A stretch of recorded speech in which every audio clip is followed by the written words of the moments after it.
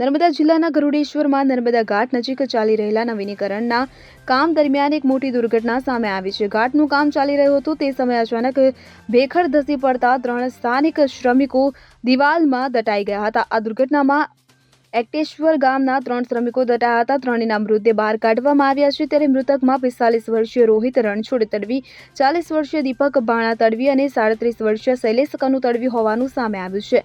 અમલી આવતા માહિતી મુજબ આ ઘાટ પર રાષ્ટ્રીય એકતા દિવસ નિમિત્તે મોટા પાયે વિકાસ અને નવીનીકરણના કામ ચાલી રહ્યું હતું ત્યારે આ દુર્ઘટના બની છે. ઘાટના નિર્માણ અથવા નવીનીકરણ દરમિયાન સુરક્ષાના ધોરણોનું પાલન થયું હતું કે કેમ તે અંગે હાલ તપાસ શરૂ કરવામાં આવી છે. આ ગમખ્વાર ઘટનાથી વિસ્તારમાં શોકનું મોજું ફરી વળ્યું છે.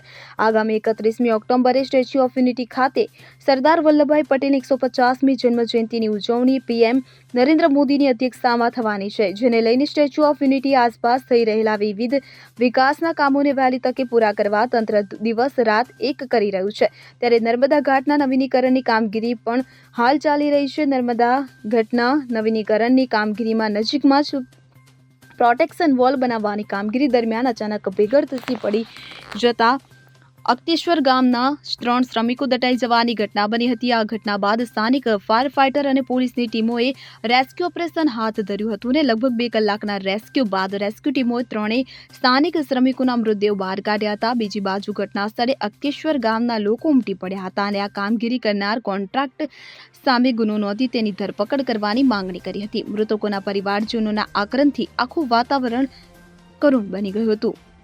દીપક જગતાપ સાથે CN24 ન્યૂઝ રાજપીપળા.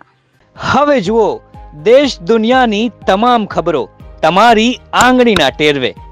ઉઠાવો મોબાઈલ અને Google Play Store પરથી ડાઉનલોડ કરો અમારી CN24 ન્યૂઝ મોબાઈલ એપ.